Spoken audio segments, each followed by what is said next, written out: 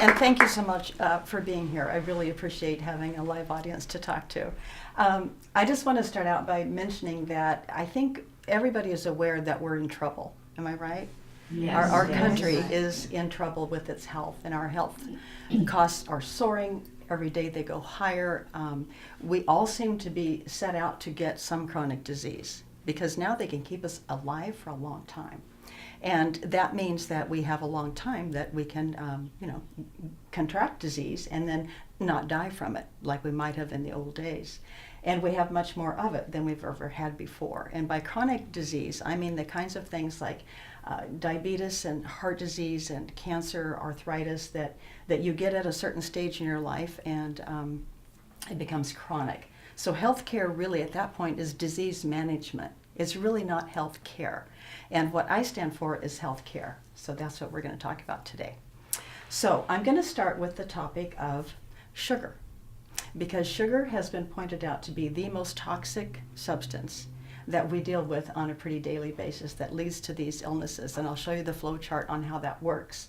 But I want to ask you all if you remember the Little House on the Prairie series. Do you remember that, either in the film or in the books that you might have read to your children? I know I read them all to mine. And do you remember that Pa used to hitch up his buckboard wagon and go to town twice a year, 40 miles, stayed the night, spent the next day coming home? And both times that he went in the year, he brought home 25 pounds of sugar for the family of 4, which lasted for 6 months. Okay? So we figured that out, that's 50 pounds. Okay, there's 4 people, so that's a pound a week divided by 4 is a quarter of a pound. Now, a quarter of a pound of sugar fits in this. This is a half a cup, and that would be a quarter of a pound of sugar. So each one of them, which I think kind of seems like a lot of sugar, so each one of them consumed that much during the week, okay? Today, on the other hand, we consume 3/4 of a pound a day. That's the average for this country. And just to show you what that looks like, this is how much we get into our bloodstream on a daily basis, on average. Now, there are probably a lot of us that don't eat that, don't eat any or eat very little of it. So imagine the children, especially, that are eating twice that much. Okay, the havoc that wreaks on your bloodstream is what leads to chronic illness.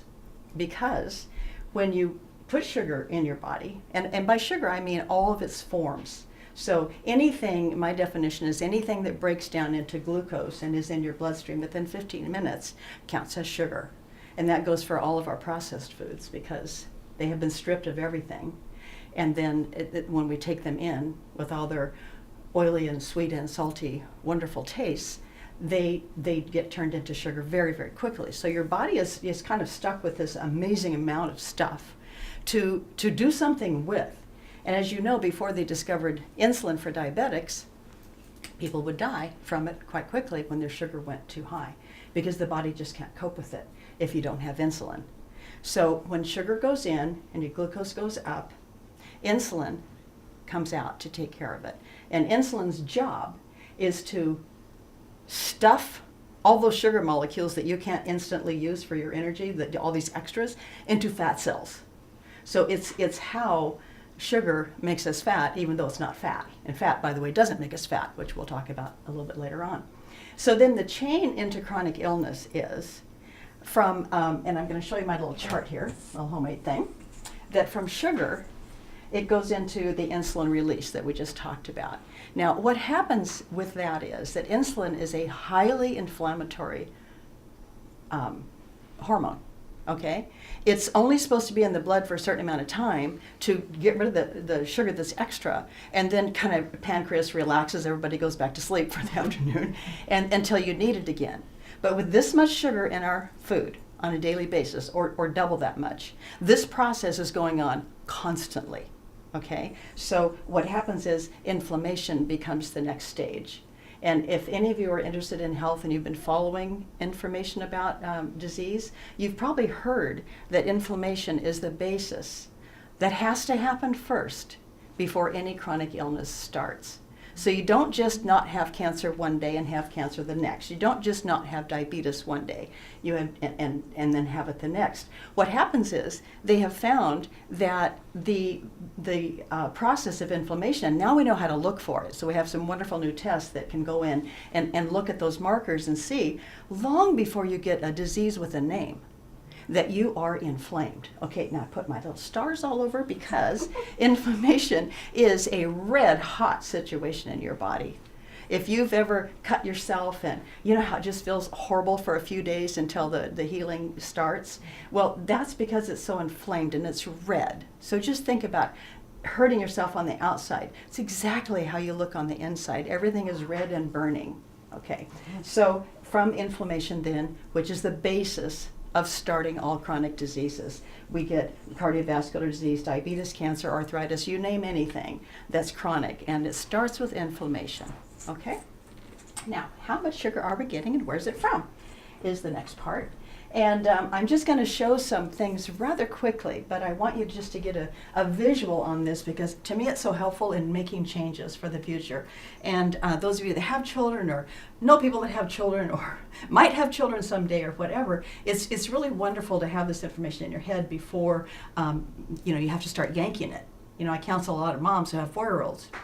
Yanking their sugar is a lot harder than if they never had any, in these forms. So we start with something that we think of as really healthy, as Trader Joe's organic orange juice. And in that little innocent orange juice, that one is 13 teaspoons of sugar. Okay, it's a lot of sugar. And you don't think of orange juice as being sugar, but it is. We don't need orange juice. It goes into sugar within 15 minutes inside your body. I'm going to look at these things that we consider healthy first, just to show you the shock value of the things that actually aren't healthy, and these aren't.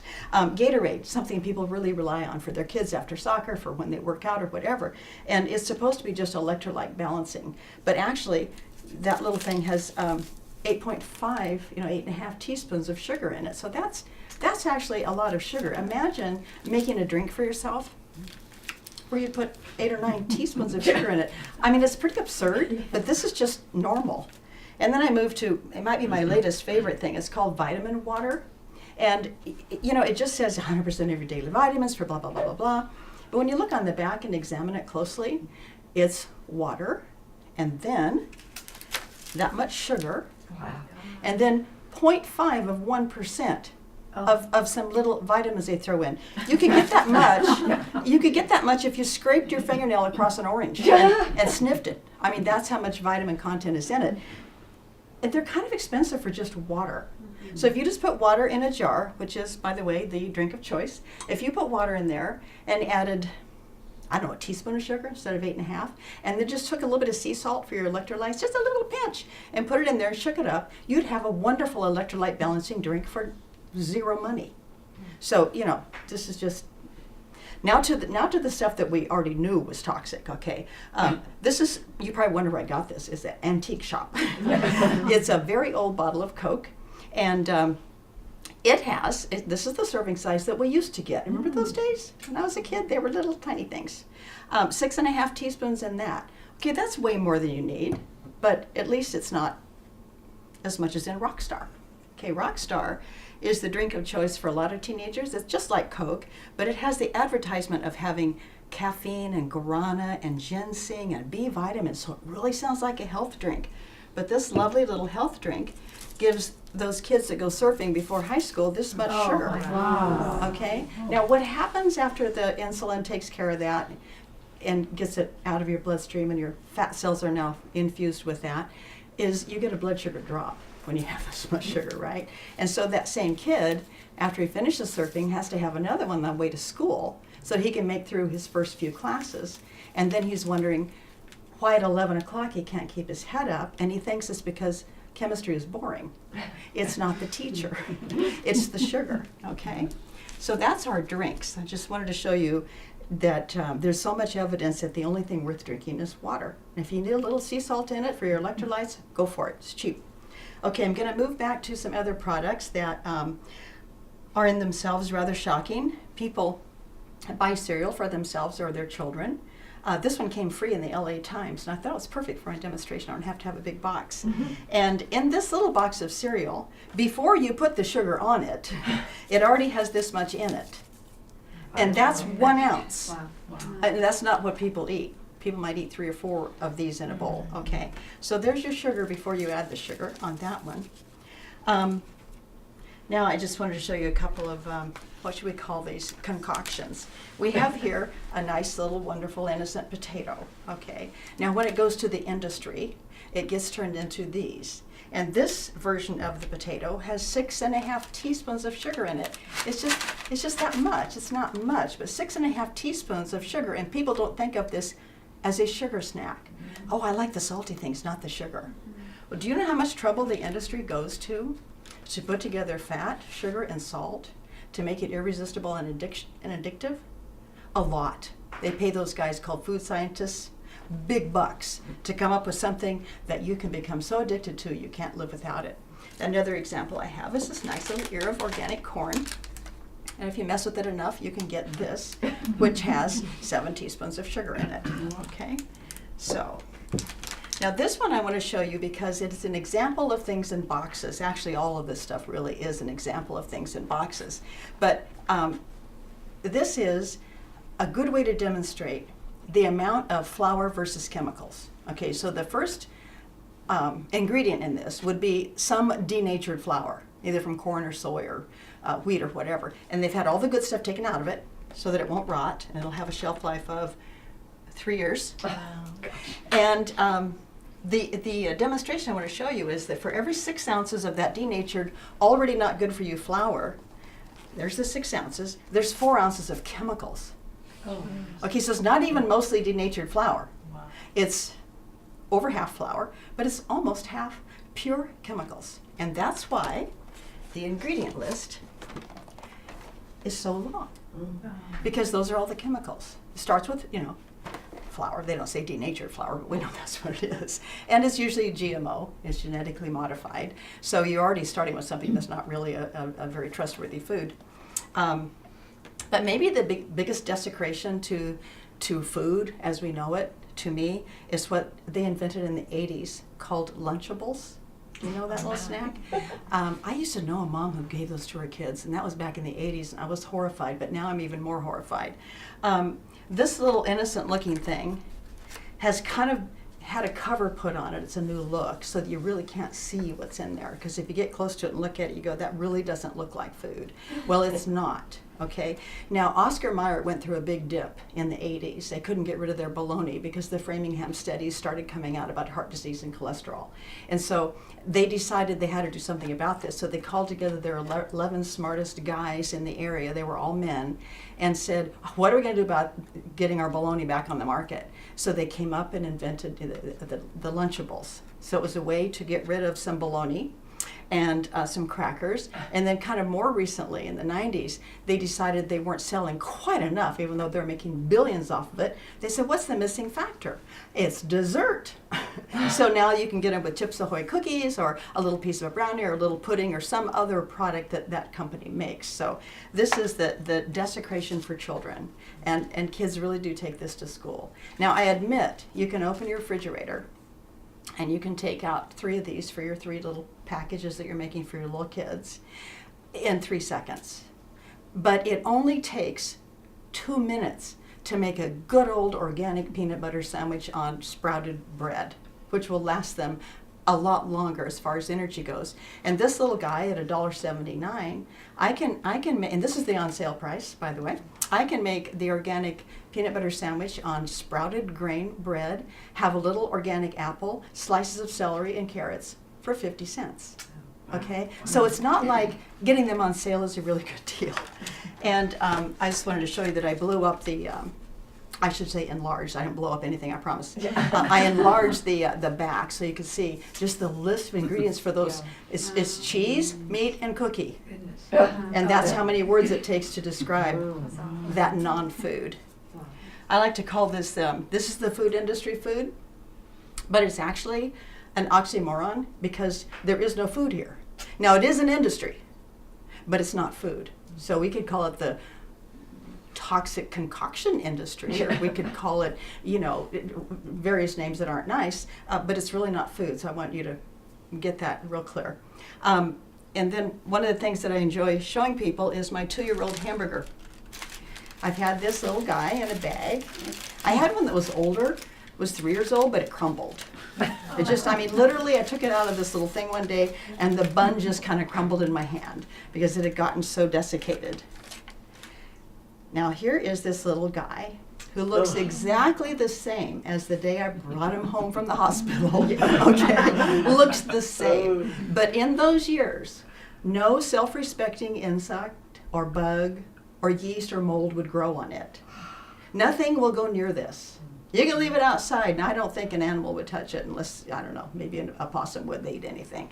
But most other things won't go near it. And yet, this is really what's called food-grade plastic. This piece of cheese, you can feel it. It's plastic. And the meat's not far behind. But it's not food to be putting in ourselves or our children. The next little item I'm going to show you is vegetable oil. This is called vegetable oil, and on the back it says, 100% soybean oil. So this is made from this innocent little wonderful organic edamame. Okay, so that's your soybean, and here's what comes out as the oil.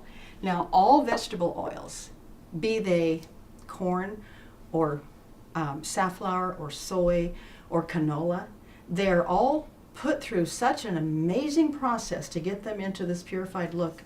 It's toxic before you cook with it. It's already been through so much boiling and cleansing and bleaching that it's not worth putting in your body. And it's in the class of foods called the omega-6s, which are highly inflammatory.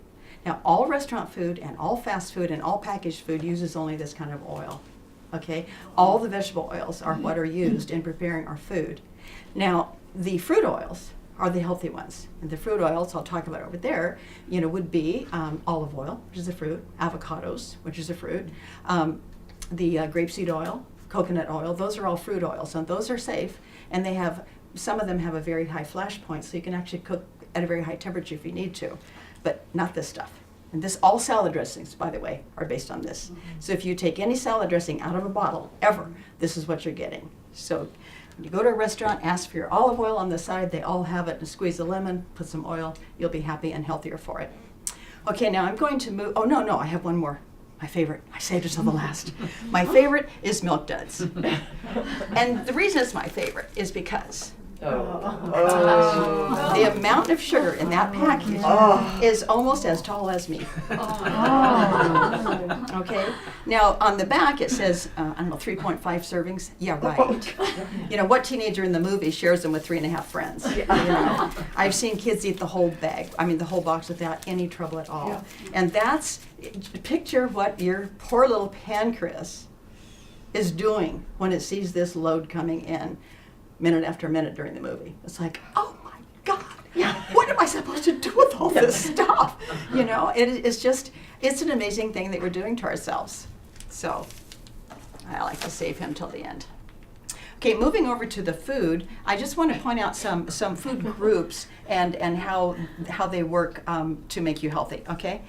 First of all, a little short lesson on metabolism, and it's going to be kid speak, so that I don't want to get too technical and have you all close your eyes and go away. Metabolism is what happens inside of our bodies when we put food in there. Okay. Now you know that there's no pieces of chicken floating around your bloodstream. Okay. There's no pieces of avocado floating around in your bloodstream. It has to be put through this rigorous process of making it into a liquid in order to enter the bloodstream and nourish you and give you energy. Okay, to have that happen, you have to have what is called cofactors. You have to have certain, if you've ever seen the Krebs cycle, if you remember high school biology, the Krebs cycle, every little reaction along the Krebs cycle pulls a nutrient out. It needs niacin to do this bit. It needs B6 to do this bit. It needs B12 to do this bit. It needs the mineral magnesium to do this. Okay, so that's the Krebs cycle. And so our bodies, a little bit like a car, take in the fuel, we burn the fuel, and we have some exhaust. Okay, now the exhaust in a car comes out the tailpipe, and the exhaust for us, there's no place to go but inside. And this is when that inflammation thing starts. The oxidative stress and the free radical damage and all that stuff leads to this inflammation because we don't sometimes have enough of those cofactors. Now, where do they come from? Ta-da! The cofactors come from our food, okay? So it's a bank account too. We have withdrawals and we have deposits. So if you're working around on this side of the table, you're constantly making withdrawals. So that metabolism has to borrow from some other tissue. Oh my God, there's not any B6 in here. I need to steal some of that from that nice healthy tissue that you were born with.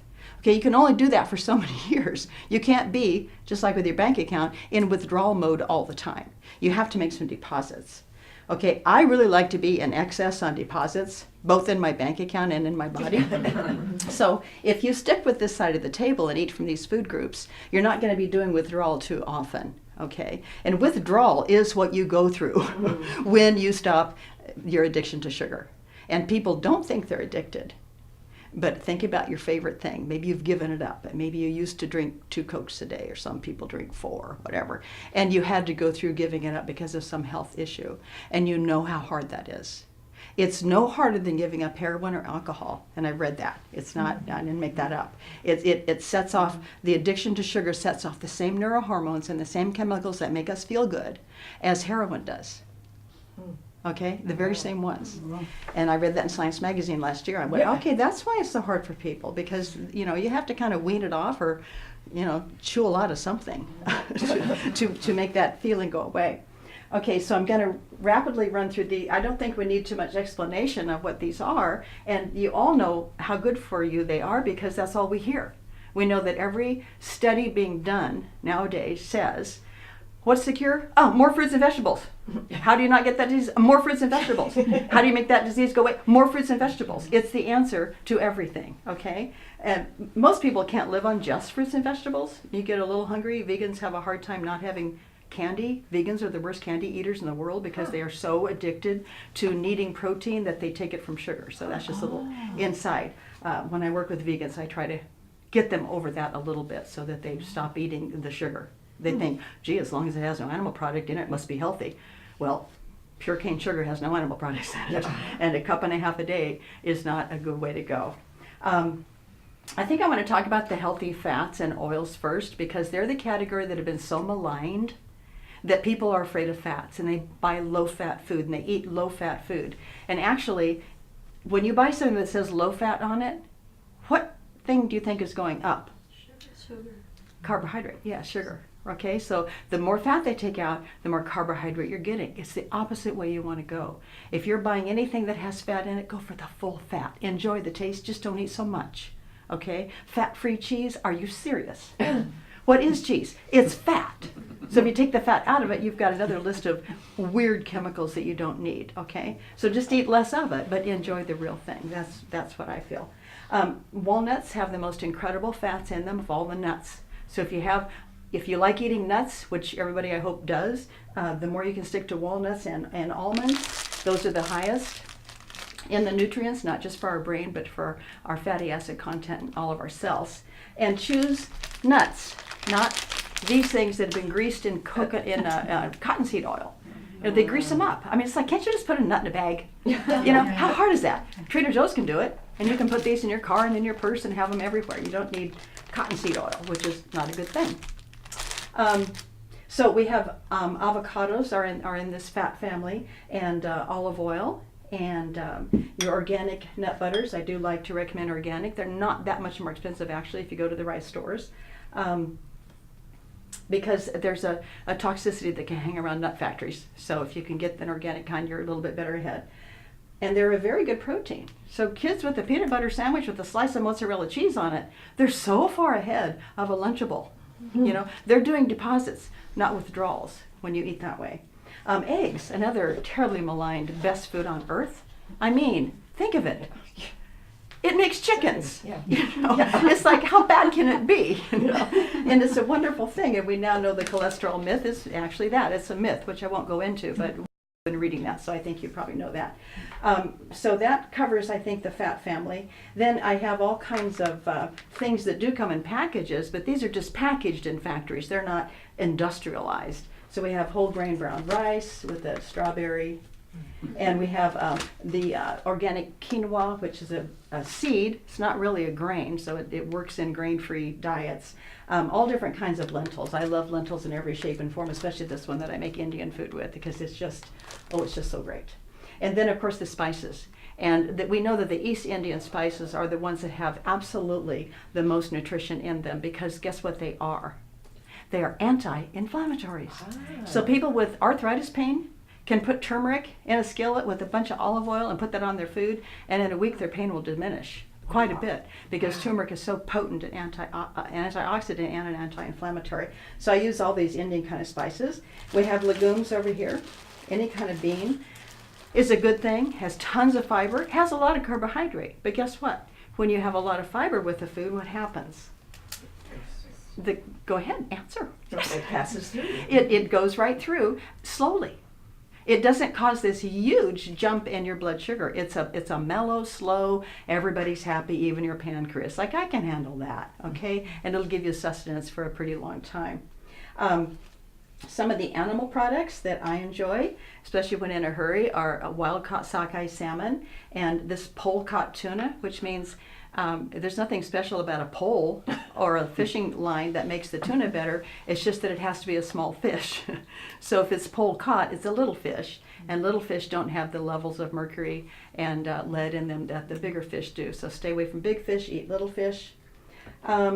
We also have a huge need for garlic in our bodies because it does so many incredible things.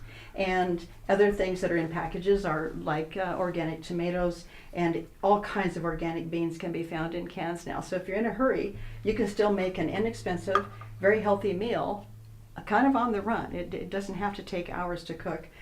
I mentioned our whole grain foods, and sprouted grains, bread, sorry. And then I want to get to my free range animals. First I have my grass-fed beef, and then I have my free-range chicken, and I have my New Zealand lamb that's grown on grass.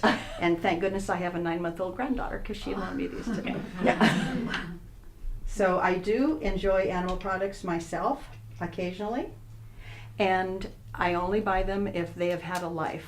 I don't want to take a life or enjoy eating a life that hasn't had a life. And so that's kind of an ethical point of view. But health-wise, it's a different animal. Something that's been raised outside, running around, eating grass, makes a different kind of fat in its tissue than if it's in a box, if it's in a pen, if it's one of those kind of, the way 99.9% of our meat is. That fat is an omega-6 fat, which is the inflammatory kind. But these little guys that are running around eating grass, they make omega-3 oils just like fish do. Wow. So that's a really different kind of animal you're eating. It's well worth eating less of it, make it a treat, and just eat the real thing. And you can find butcher shops that sell that. The plethora of nutrients, and we're getting close, we're getting close to the end of our time here, but the amount of nutrients that are in fruits and vegetables are so interesting to me, because I realize that they're like a puzzle.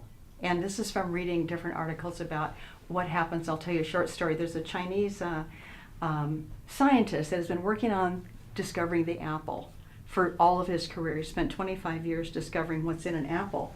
And we know that in an apple, the phytonutrients in an apple they're thinking about 10,000. Okay, 10,000 different plant. Now, that took a long time, I'm sure, to evolve that. Yeah. But this is true for all of these things, 8,000, 6,000, 5,000, 12,000, whatever. And we think that there are about 100,000 altogether in our plant world, okay? Now, they have only discovered and named 800 of them. I've got 800 here on this page. And so that means there's another 9,000 out there that hasn't got a name yet. But guess what? They work together, and what's the magic word? Synergistically. They work together synergistically to do amazing things to help out your deposit side of your bank account. Okay, now picture a puzzle. Picture all these things being puzzle pieces. Do you know how some all puzzle pieces have a bump And then they also have an indentation, right? And that's how they lock together. Well, that's what fruits and vegetables have. You know, this guy is missing some things that the eggplant picks up, because one's the bump and one's got the indentation. So if you think about for the whole plant world that we enjoy, the secret would be as many as you can eat a day. Not necessarily quantity, but the number. Because every time you put another puzzle piece in, you increase the synergistic capacity. It's not plain addition. It's not 1 + 1 + 1 = 3. And the Chinese study that I was going to tell you about is that he found the certain antioxidant capacities of apples, and the various apples had different sets. And one day he'd been realizing, he was reading about cranberries a lot, because you know cranberries took a big bump in notice about 5 years ago, and pretty soon there's cranberry juice and cranberry this and whatever, because that group got a hold of it.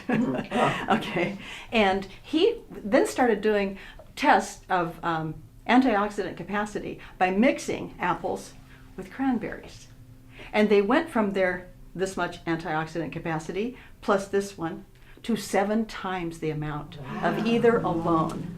And the same is true of chicken and broccoli, which is interesting. There's certain things in broccoli and certain things in chicken that fit together this magic way that makes the capacity for health 7 times more than if you ate chicken for breakfast and broccoli for lunch. It's just, this is how the plant world works, okay?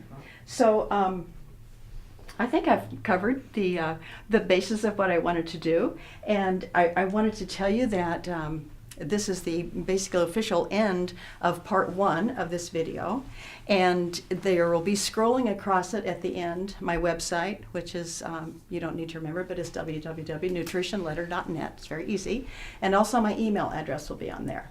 So if you would like to be part of my email letter, or you have questions, or you'd like to just read some of the articles that I've written on my website, please feel free to do that, and you'll have that information available. Okay. Thank you.